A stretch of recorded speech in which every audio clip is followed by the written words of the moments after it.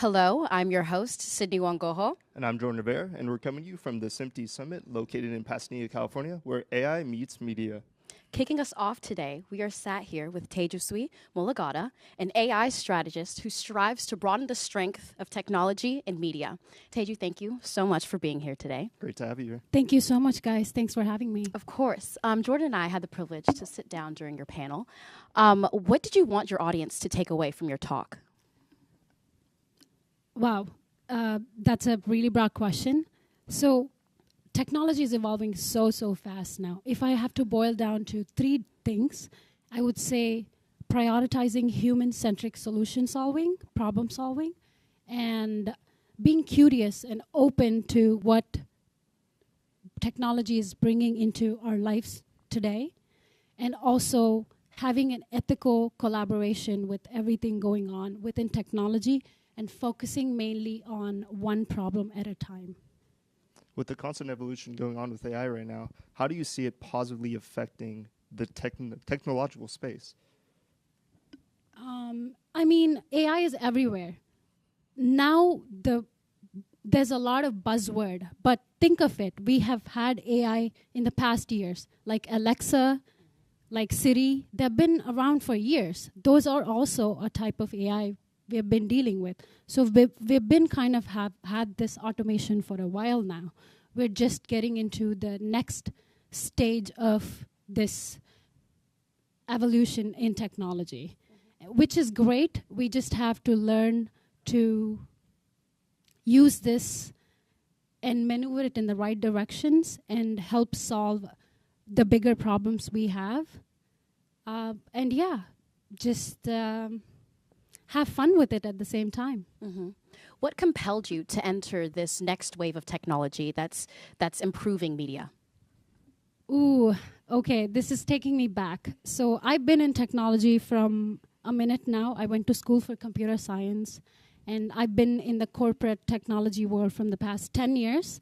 And broadcast IT is something I stumbled upon a couple of years ago, and I was always passionate about media tech. As soon as I got into it, I was easily able to spot the gap between technology and the media tech. So I was able to really clearly see and pinpoint, and I'm here to bridge that gap that's there within the broadcast tech. When it comes to someone that's super unfamiliar to the field, how would you want them to be able to access AI in general? As I said at the start of this, one thing I would encourage everyone to do is just be open, curious, asking the right questions, and trying to solve one problem at a time, and very focused on what you're trying to solve and what you're trying to improve with that is what I would focus on.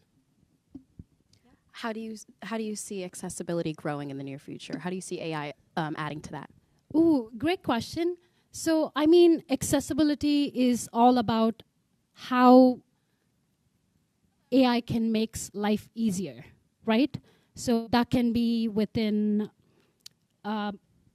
any spaces. If it's, I will rephrase it. So accessibility is all about solving and having access and helping people with solving any kind of problems. Yeah, no worries. Thank you so much. Thank you so much. Thank you. Thank you, guys. Have the opportunity to check out some reactions from your panel. Okay.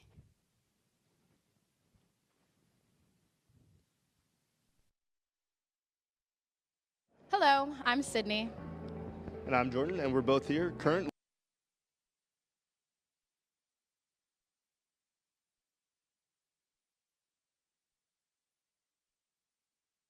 Hello, I'm Sydney. And I'm Jordan, and we're both here currently at the SMT conference located in Pasadena, California. We are representing both Cal State LA and Diablos Media. We're here talking about how AI is bettering the broadcast industry with better outreach and accessibility.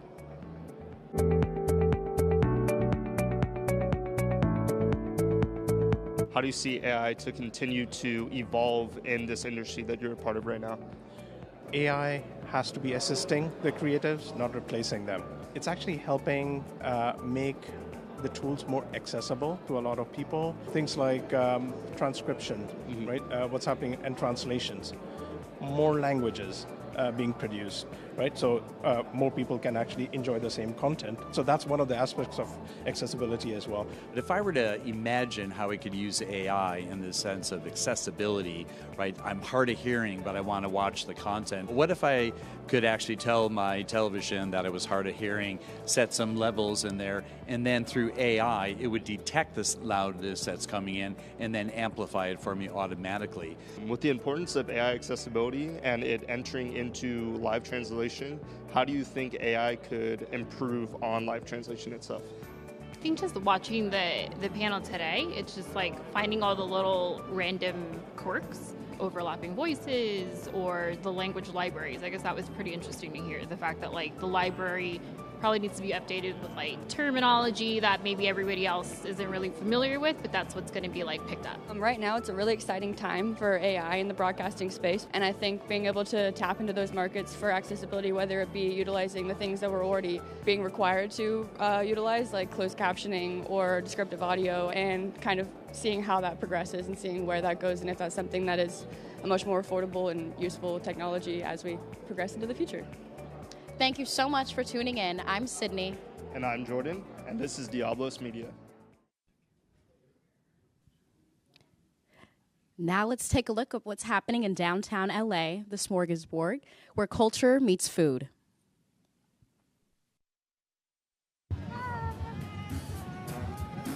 What are you doing? Lighting on the sign. You were saying hi to the camera.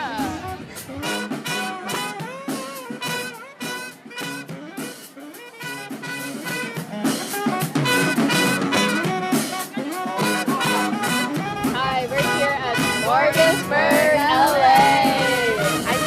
I'm on. I'm Paige. And today we're here to just finish lunch and we're trying a variety of foods. This marketplace happens every Sunday from 10 to 4. There's a lot of people here and a lot of like food vendors that they don't have like a brick and mortar store, so it's actually really cool to like try it out, and different menus that I probably wouldn't get to try. Churros! Hi! Hi! What can I get for you? We have one churro. The Mexican ice cream. The Mexican ice cream, of course. Here's that churro for you. Thank you. Sorry, do you mind if I take that part? From El Moro. Here you go. My nails match. The best churros. The best churro. Cheers. It's not sweet as I thought. Yeah, the dipping sauce is not overpowering at all. Yeah, It's very light. I like it. Wait. Do we get like a flavor of each, or just like share one? I think we should. I should get two. You can get That was really good. Honey butter? Yeah. Can we order one yuzu lemon pepper and one sayonara? Number 3. How many utensils? Can we get an extra one more fork?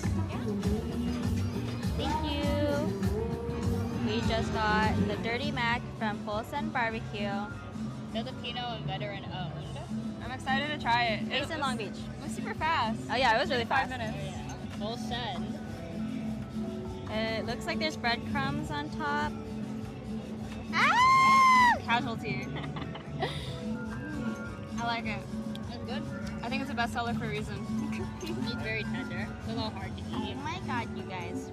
Don't walk to try Are the you saying like viral every- Dirty Mac at Full Sun Barbecue. That was really good. What? Ready? I already ate it. Cheers! Cheers. What are your thoughts? Very crunchy. Yuzu lemon pepper. This is from Yatai, or Japanese chicken skewers. It does have a kick, but it's not too spicy yet. This one, I like how it's like, it's balanced. I kind of like the sayonara more, but maybe it's because I like the kick. You know, I don't really like Japanese pierogi that much. So that Japanese fried chicken is sort of whatever. But this is actually really good. Okay, I was like, so is this whatever? No. Oh, wait. Usually, I feel Yeah, I think usually it's like a little drier. you guys want to move on to the next one. Can be amazed and wonder tea. Ooh.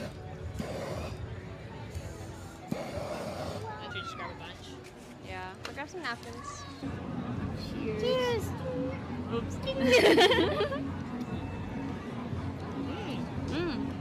What was The the berry on top is really good.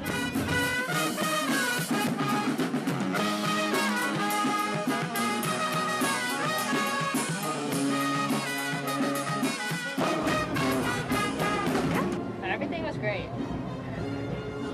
Recommend. Come to Smorgasburg, LA. Smorgasburg, LA. Smorgasburg, LA, please. And you too can become the mayor of Smorgasburg.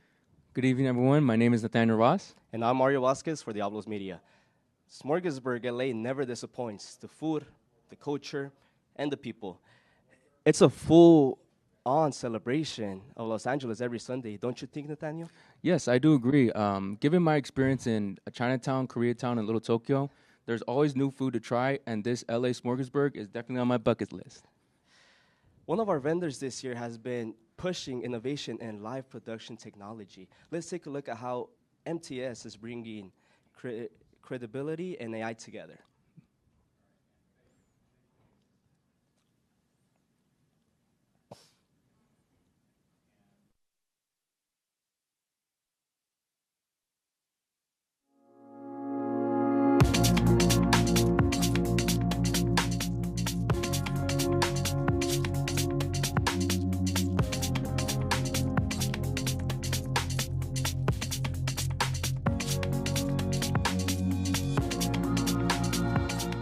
Hello, I'm Dr. Ciro Noronha, Chief Technology Officer from Cobalt Digital. Cobalt Digital is a company that's been around since 1997, and the main thing we are known for is live. We do stuff for live production. We do things like up-down cross-conversion, color conversion, high dynamic range, coding and decoding, conversion between formats. That's really our forte.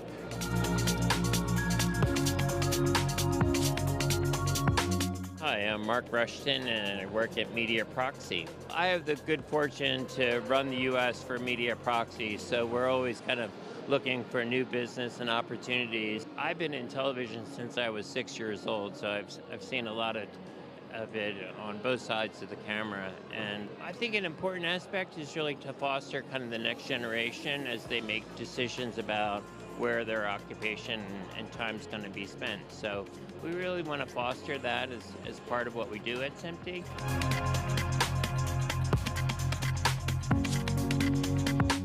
I'm Belinda Merritt, a long-time SMPTE member, and I have produced many events with SMPTE, and I am currently producing an event for HPA Women in Post, and the idea is to sort of highlight women within the SMPTE and the Hollywood Professional Association eco-structure.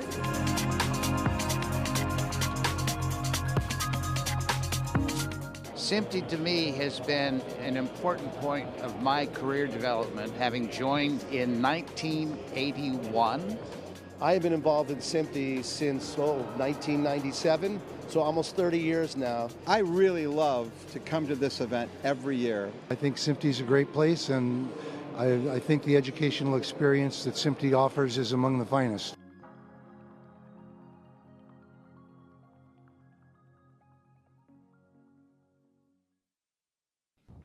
That's incredible. Seeing how tech is rehearsing what's possible behind the scenes. What do you think, Nathaniel? I think that the new innovation for creators nowadays is something that is advancing every year, and just the possibilities with that are completely endless. So would you agree? I totally agree. All right, moving on to Chinatown gentrification.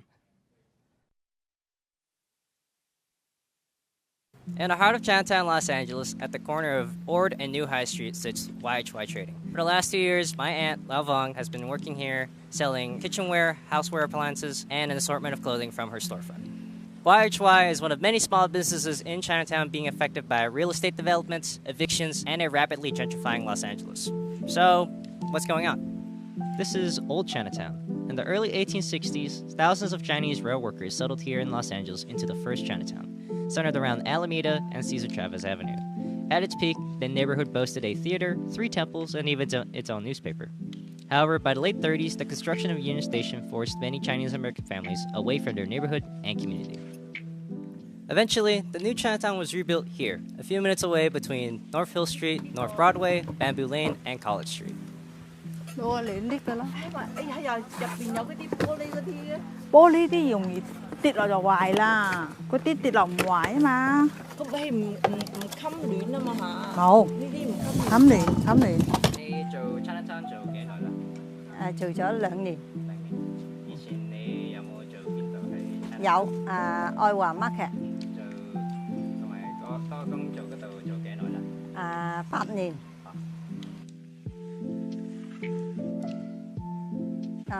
因為租金貴啦，19年生都 OK 啊，以前係熱鬧啲，而家係靜啲。點解做 Chinatown 唔跟做第個度？因為呢度近屋企咯。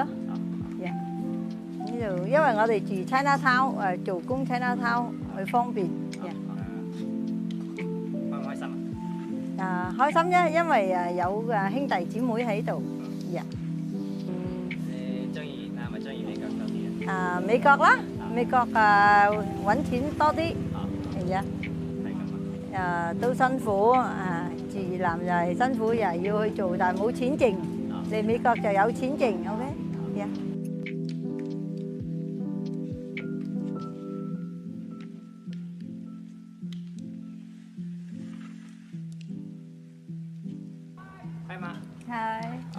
你係邊個？你個 name 叫做咩？汪美。做咩？我做餅。5年，1995年，95年而家2025年，30年啦，30年。咁以前呢度又好熱鬧，即係好多人行街啊成日。而家一路靜咗好多。少啲啊！係人搬晒去，同埋有啲搬去外州添啦，因為呢度Chinatown啲嘢一路起價，啲嘢又貴。冇啦，一路好多人都收檔啦，唔賣添啦。有人退休。係啦。OK，多謝晒。Okay, thank you. This is just one instance of LA's disregard for its Chinese community. So, is this revitalization and urban renewal of Chinatown inevitable? Well, framing it this way dismisses the classism and racism that has informed LA's treatment of its Chinese residents for decades, that I myself, as a resident, have seen firsthand. So, where can we go from here? While this isn't a problem that can be solved overnight, LA's Chinese community can be found thriving all across San Gabriel, Alhambra, Temple City, and Monterey Park. Community events like Mahjong Underground serve as spaces for intergenerational connection, from old to young, from beginner to professionals. This is just one piece of the community that continues to carry on tradition and culture into new generations. Meanwhile, organizations like Chinatown Community for Equitable Development are demanding stronger housing policies to challenge the threat of further displacement. Thoughtful choices like these are important in fighting for the rights of working-class residents in a Chinatown that's for the community, not for sale.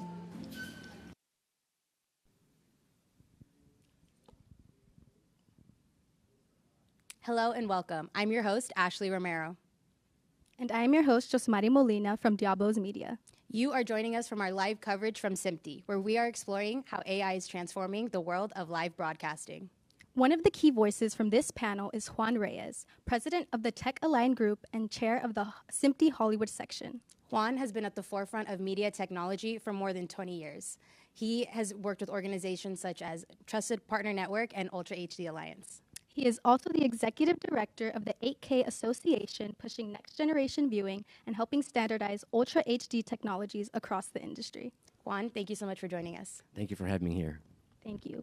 Juan, you have spent 23 years of experience working in media and tech. What drew you to this industry? I've always had a passion for video, for audio, and it's the, marrying the best of both right there. So, sitting down, watching a great TV show, listening to a great soundtrack, that's something I've always loved. And being able to work in that industry and be a part of the creation and the delivery, helping to keep the content secure is something that I love doing. And on the topic of security, you work at the intersection of technology and business. So how do you keep pushing innovation forward while still making sure that systems are secure and reliable? Yeah, security is it's not a sexy area, but it's one of those very, very important things. And it often is looked at by the creative side as something to hinder them. And the idea is, you want to make the content, keep it secure throughout its ecosystem, throughout the workflow from, creation, processing, editing to delivery. The idea is to work within an organization to help create the infrastructure, keep security as part of the corporate culture so that, everybody's working together to keep it secure, to keep things efficient. The Trusted Partner Network, as you mentioned, is one where they've developed a program so that the vendors that are working on the content can follow these guidelines to make sure that the content is secure. That benefits them because the more secure they are, the better, the more work they can get. And then, of course, the studios are comfortable knowing that the vendors that are working on their content are keeping their IP secure. Yes. You're an active participant in many organizations that are focused on developing new standards. Why is standardization so important to this industry that is constantly changing? It's extremely important because, when new technology comes out, and this, historically looking back, everybody tried to make their own version, their own flavor, and that made it very, very, very difficult. In the cinemas, when they first started coming out with the DCI specification, everybody had a different version. You had to have several different projectors, and so now the idea around standardization, everybody works to do something in the exact same way, deliver it the same way, so that you can ensure that, from a performance perspective, from an execution perspective, everything works the way it's supposed to work, so it makes it easier to create something, easier to deliver it, and easier to spread it across the ecosystem. And Juan, back on you being an active member, it is no secret that you have done so many different projects and collabed with different companies. Do you have anything exciting coming up as far as a project or a collaboration, and maybe specifically something that'll impact the world of broadcasting? Well, earlier today, or actually earlier in the week, I hosted a panel talking about the future outlook of broadcast, and we had some very, very exciting segments. We talked about the capture side, where we had a company, Astro Design. They were showcasing the use of 8K 120 cameras, and the idea that you have this high resolution, you have this high frame rate, so that when they're going back and doing the slow motions, it's a nice image, it's not blurry, you can really zoom in on something, maintain the clarity. The organization we dealt with the EBU, they were talking about the processing side, where they're making more efficient processing on the broadcast pipeline, where you're sharing, compute power, you're sharing memory, and then we moved over into, ATSC 3.0, which is a new technology. It was released a while ago, but it's still getting rolled out into the U.S. And then from there, the idea is you've got not just, sending signals over the broadcast, but you can integrate, broadband and, combine the two together to create a very, interactive, immersive experience for the consumer. So it's really exciting to see what's coming down the pipe. And does it seem like it's becoming a smooth transition, transitioning to all of these different technologies for these different companies, or are we seeing any sort of hiccups per se? There's always hiccups when you're dealing with new technology, and there's so many moving parts. There's the broadcasters, the integrators, the display companies, and all of these that need to, follow, again, certain standards and certain guidelines, and oftentimes it can take, years to get that all rolled out. So it's still a process. It's still a little bit of a battle, but, little by little, we're making, leeway into that, and you're starting to see, higher and higher, delivery into the homes of the new ATSC and next-gen technology. Perfect. Thank you so much, Juan, again, for taking the time to have this conversation with us. Once again, I'm your host, Ashley Romero. And I am your host, Josmari Molina. This has been Diablos Media.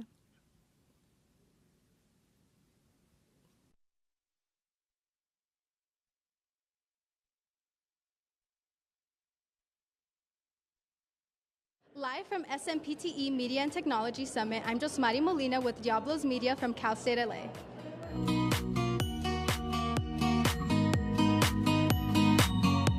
How can you see traditional broadcasters adjusting to compete with streaming platforms?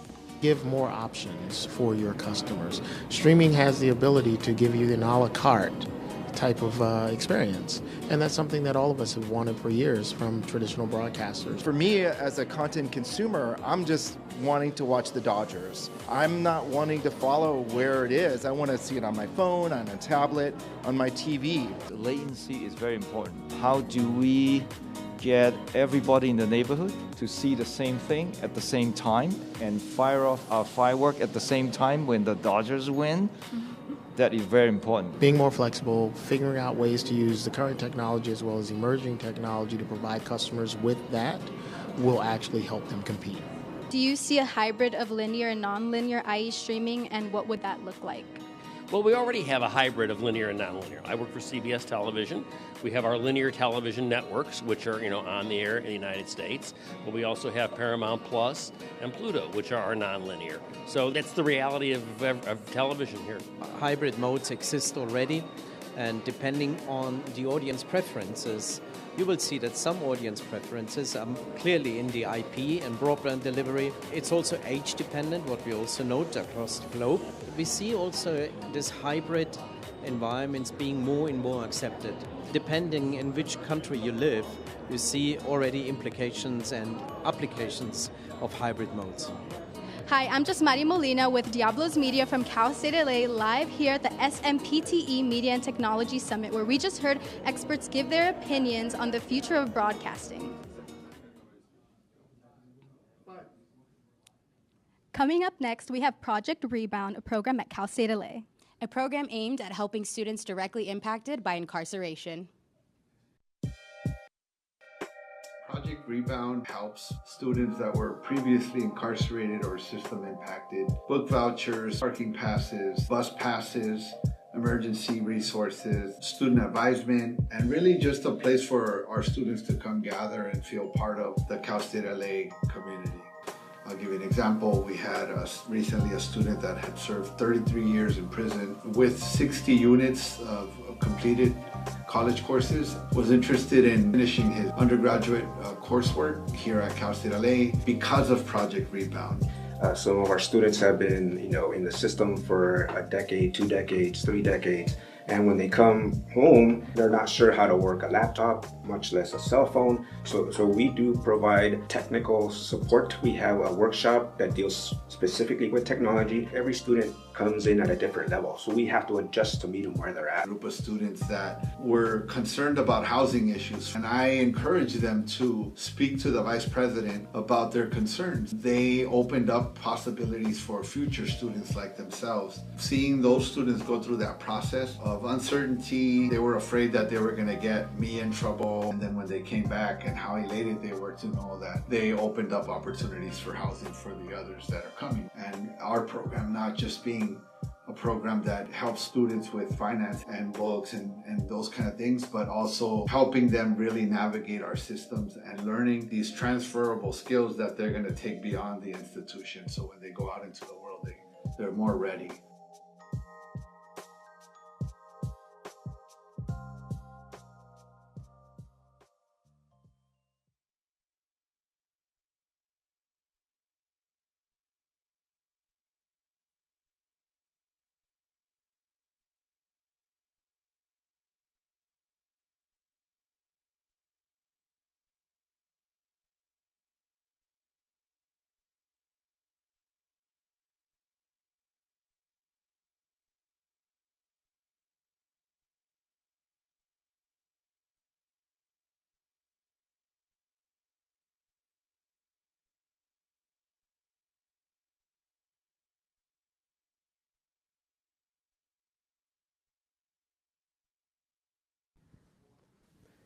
Hello, we are Diablos Media, and we are live from the SMPTE Media Technology Summit in Pasadena. I'm Destiny Durant.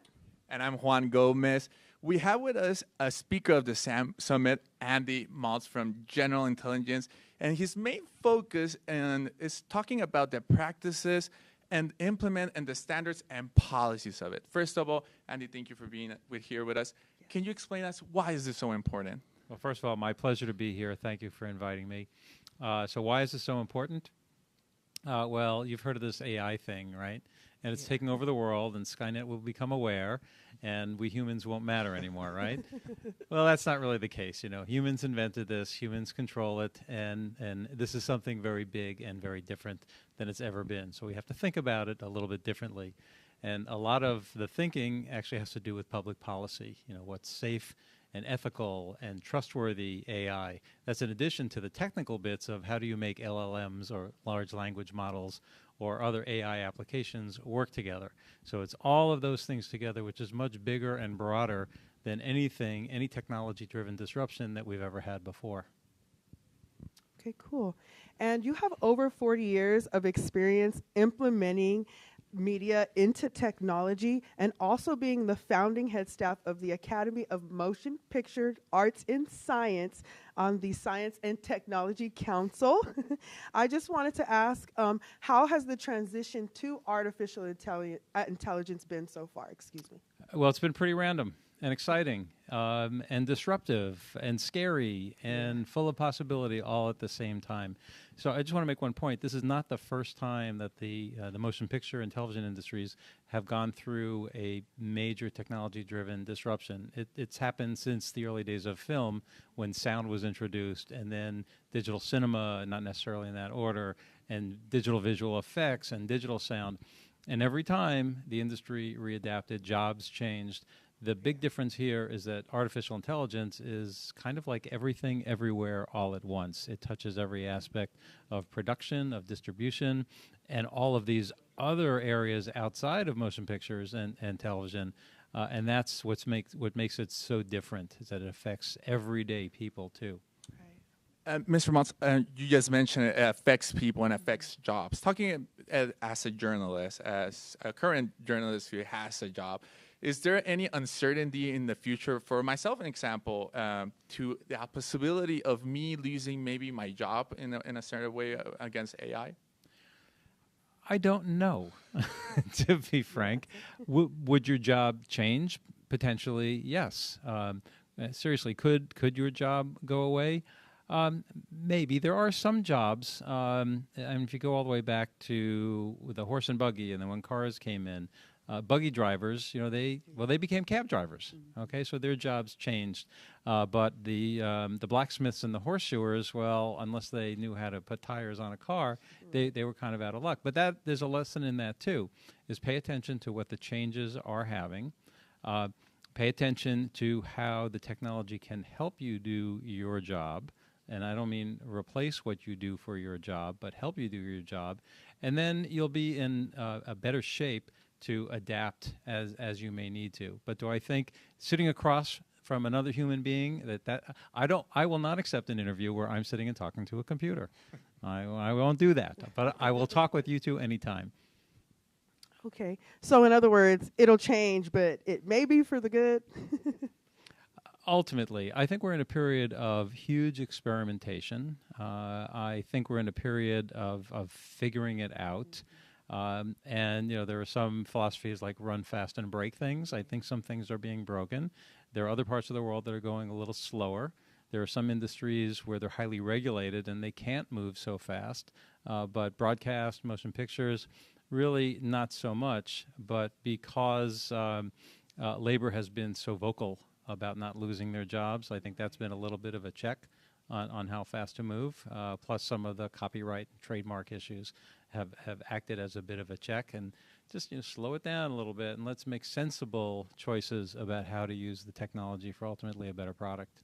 And you mentioned slowing down a bit, but at the end of the day, like you said, this is people who are on a daily basis working with AI, trying to kind of understand it in a better way. But there's still a line where you have to know which is like the ethical or the proper way of using it, and still maybe not the ideal way of using it, because it can change or it can be unfair to some people, right? In comparison to people who don't use AI, right? Yeah. So that line is kind of wiggly right now. It's moving around. It's being drawn even as we talk.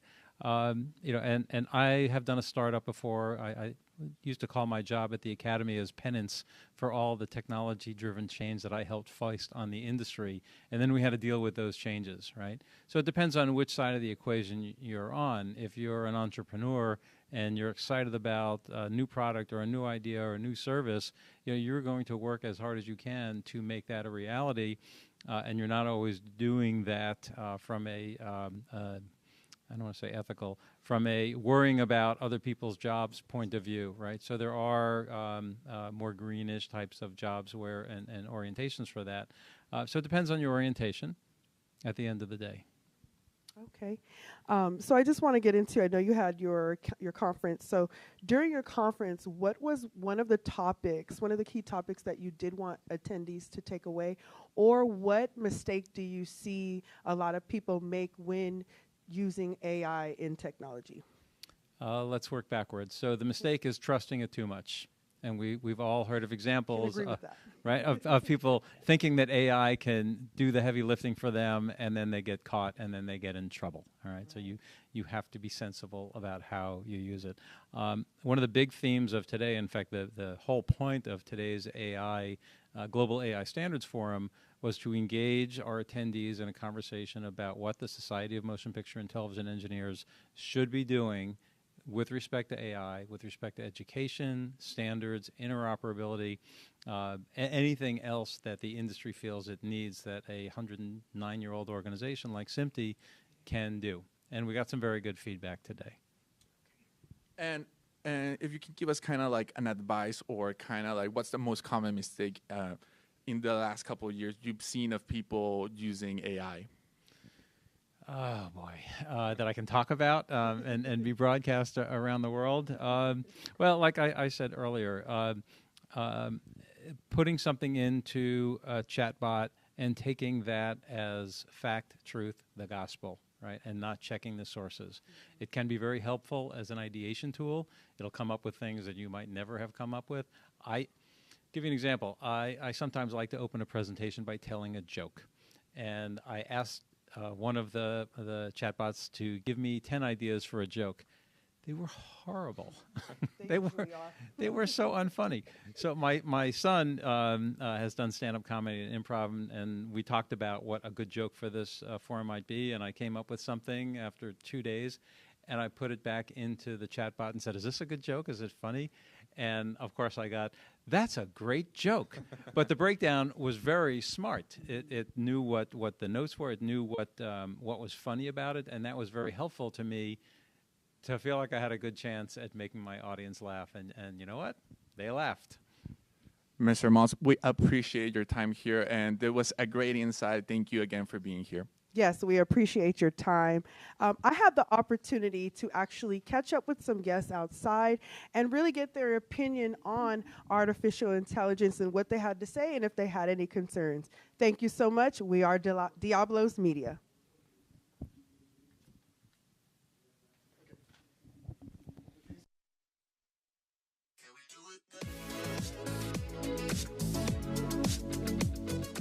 Good afternoon, everybody. I'm your host, Destiny Durant, with Diablos Media at California State University, Los Angeles.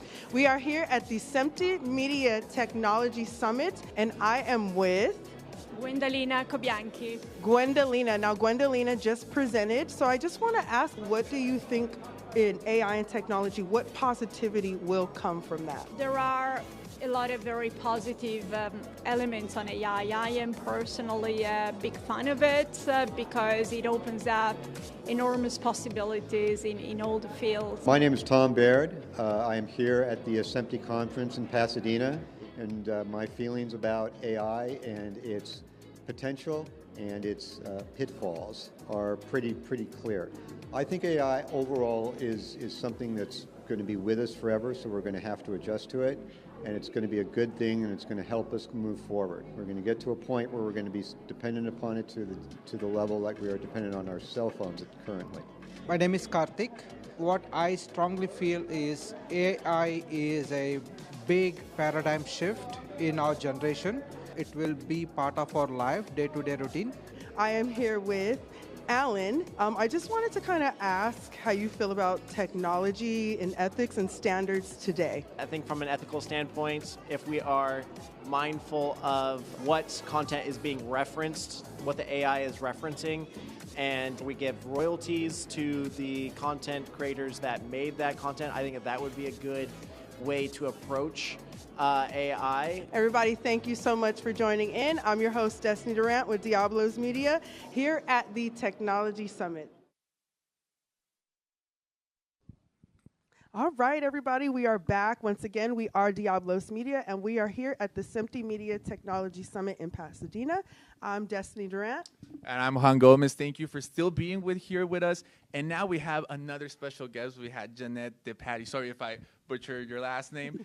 First of all, I'm going to give a brief introduction of yourself, professional tech explainer, if I'm not incorrect, and an AI expert. Can you tell us a bit more about yourself? Sure. So I have been in the media and technology space for about 30 years. And I've been in this space since there were very few women in this space. And I'm also co-founder of Act Local, which is an organization that brings together cinemas and film festivals and causes to inspire people that have seen a great movie about, say, clean water, to go in the lobby and sign up for a beach cleanup in their neighborhood. That is great.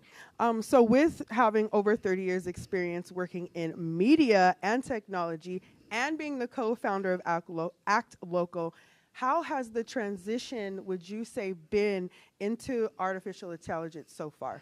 So the transition has been extremely rapid. I'm sure a lot of people have talked about that today. And I've seen a number of transitions over the years. And so the transition to the web was a little bit slower. The transition to social media was very fast. And I think because it was so fast, we kind of messed a few things up along the way.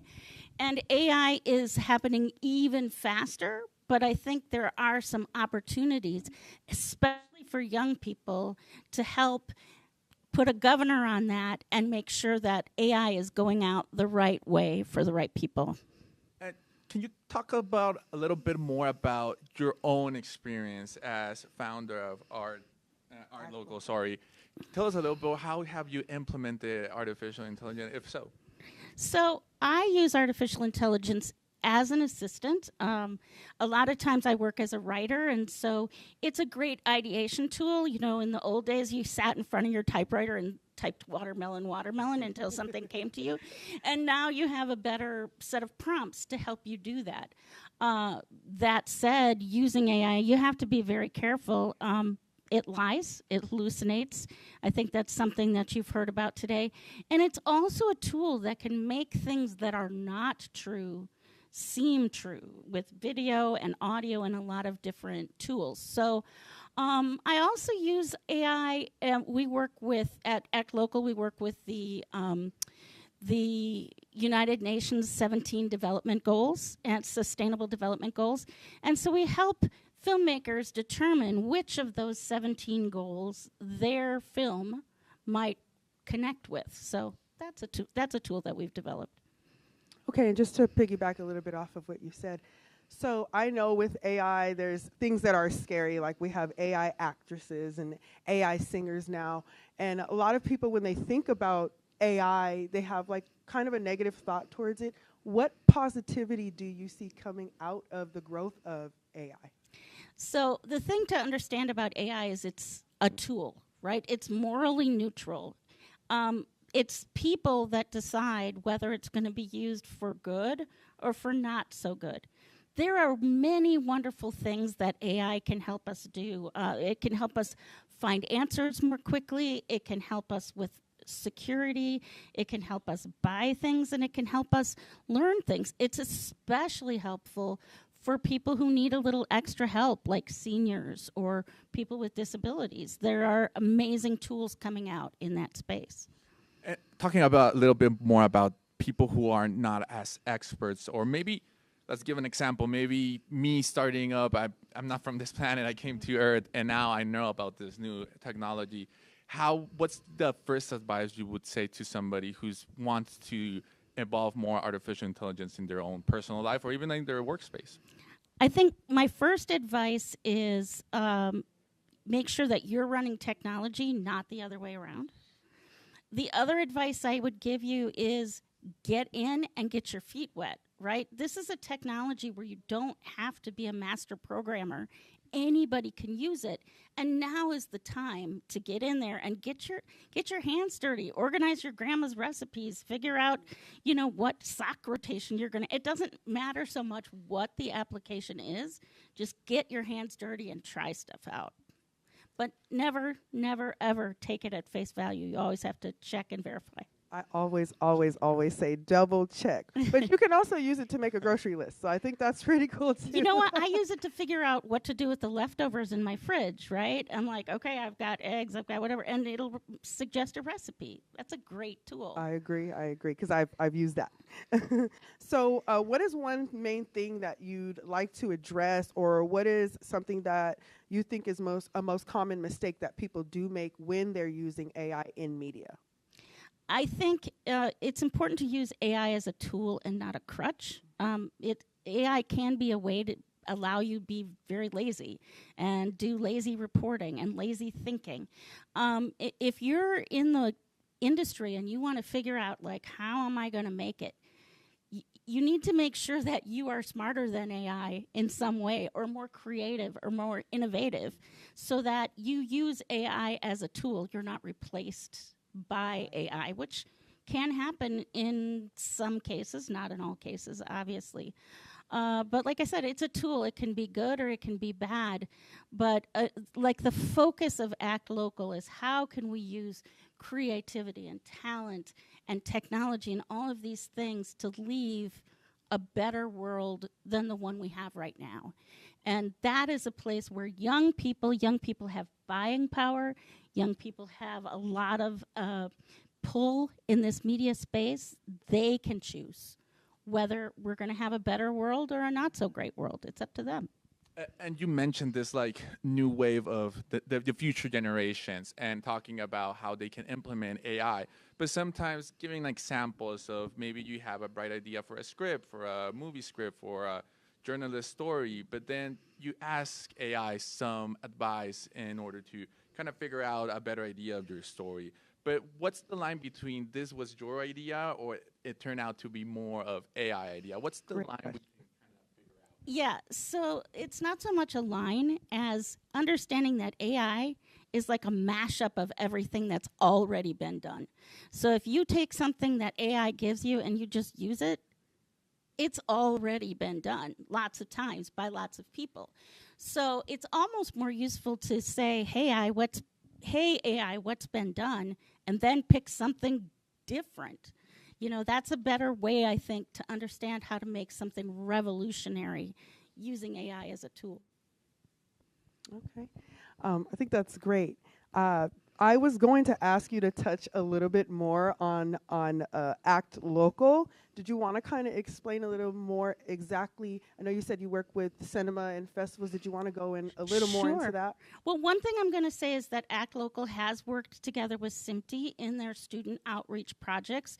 For example, recently we went to another festival, another event, and we funded tickets for SMPTE students to come to that event. And that's the kind of work we do. We give students hands-on experience to volunteer, to try things, and to work together to make things better. So that's our approach. Jeanette, we really appreciate your time and all your intakes. It was really great to having you. Thank you so much. Thank you once again, Jeanette. Right, everybody, that's it for us today. We're going to go ahead and toss it over to Ross. Ross, what you got going on over there?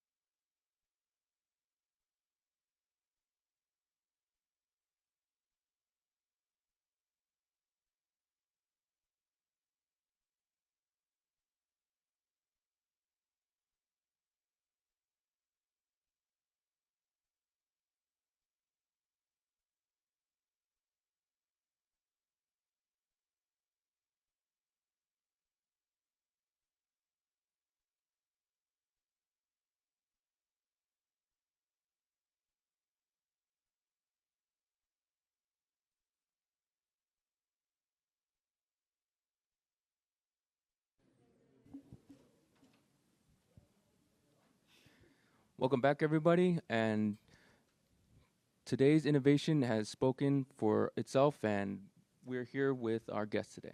That's right, Ross. We're here with student Antoinette Diggs, who attended the MTS, the Media Technology Showcase. And we got a first look at how AI is transforming storytelling and production. Antoinette Diggs, how are you doing today? I'm doing good. How are you guys?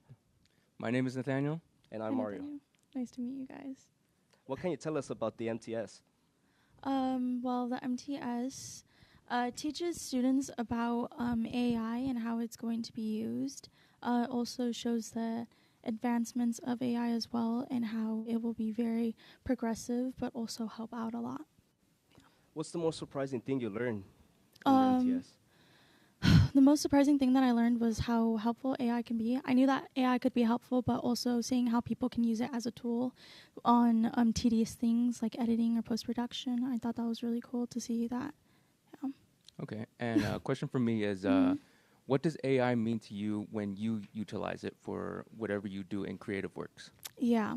I don't use AI a lot, but my opinions can be very biased, but I think AI can be definitely a useful and helpful tool for people to get help when they are stuck on things and to figure out where to go with that.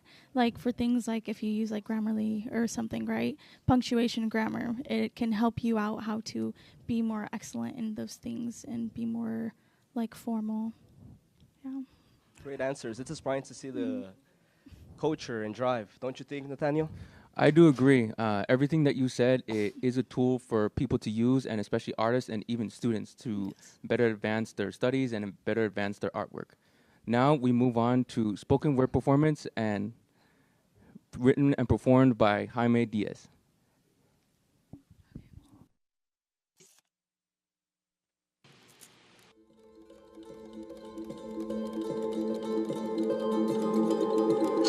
Los Angeles is a place of history, built by millions of immigrants from all around the world, searching for a better life. It is a brilliant dance of diversity, of people coming together, living side by side, culture and traditions, food and music, life and family. Los Angeles is a place where the corners of the world meet, where the sun rises over the mountains and sets over the ocean, and the city lays between. A multicultural creature, never sleeping, always growing, shaped by the people that call it home. Los Angeles is a place of strength and resistance. Resistance towards oppression. Resistance towards those that try to control us. Towards those that try to strip away our way of life. Because despite the bigotry and the hate, Los Angeles lives on.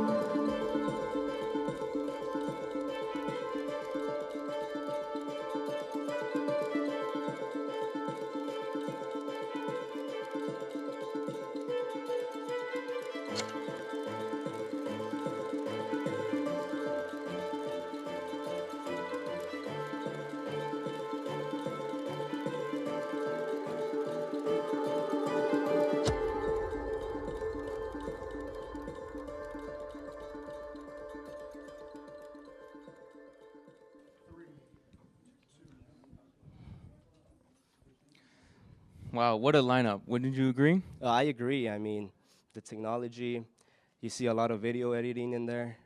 What else can you add in there? I would say that everything food-wise, technology, there's just so much to learn about culture in Los Angeles, and that further progresses artists and people who want to move over here and start a new life and learn about what is Los Angeles. Would you agree? Yeah, it's an incredible lineup from innovation and ethics to culture and community.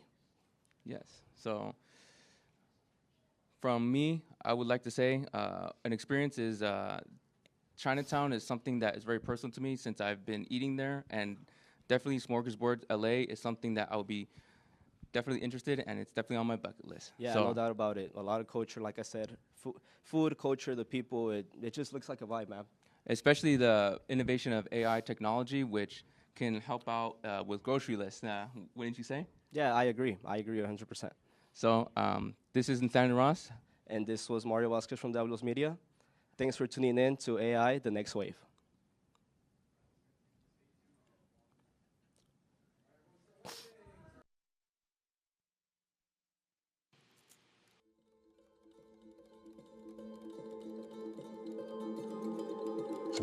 Los Angeles is a place of history, built by millions of immigrants from all around the world, searching for a better life. It is a brilliant dance of diversity, of people coming together, living side by side, culture and traditions, food and music, life and family. Los Angeles is a place where the corners of the world meet, where the sun rises over the mountains and sets over the ocean, and the city lays between. A multicultural creature, never sleeping, always growing, shaped by the people that call it home.